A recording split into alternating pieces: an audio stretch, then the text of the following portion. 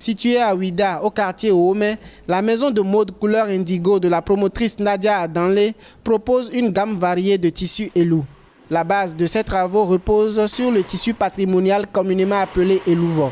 Constituée de 7 ateliers majeurs, l'unité de production est devenue un concept store. Après la production de feuilles d'indigotier, Nadia Adanlé et son équipe travaillent sur des teintures végétales et créent une multitude de gammes variées de tissus et de vêtements prêts à porter. J'ai parlé tout à l'heure du premier atelier teinture. Le deuxième atelier serait donc pressing. Le troisième atelier, donc, c'est tout ce qui est couture. Ensuite arrive le quatrième atelier parce qu'une fois qu'on a parlé de couture, on génère des déchets textiles. Et ces déchets textiles-là maintenant sont recyclés. Et c'est là que nous avons le cinquième atelier. L'autre atelier qui vient, c'est tout ce qui est recherche et développement, où nous travaillons sur de nouvelles idées, de nouveaux projets. Ingénieure agroalimentaire de formation, éco-fashioniste et designer textile, Nadia Adanlé capitalise une quinzaine d'années d'expérience dans cette aventure culturelle. Son concept store couleur indigo met en lumière 8 gammes prisées du tissu culte Elouvo. De nombreux visiteurs ne traversent la ville historique de Ouida chargée d'histoire sans emporter quelques-uns de ses chefs-d'œuvre. J'ai essayé un t-shirt et je l'ai même acheté, c'est ce que je porte actuellement.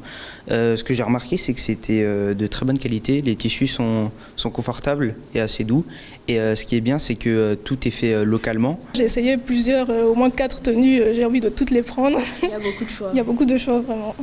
Et vraiment, la qualité du tissu, c'est magnifique, les motifs sont beaux, les finitions sont vraiment waouh. J'aime beaucoup. Cette découverte, j'aimerais la partager.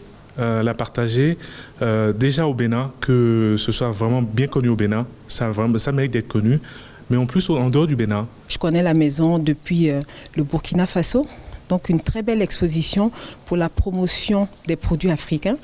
Et il est important de rappeler qu'il y a aussi des produits qui sont faits à partir, on va dire, de déchets de tissus.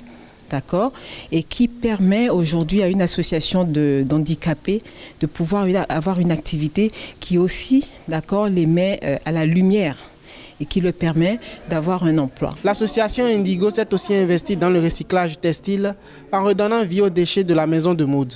Le concept store couleur indigo emploie pour sa part pas moins de 27 personnes. 56% sont des femmes et 7% des personnes à mobilité réduite.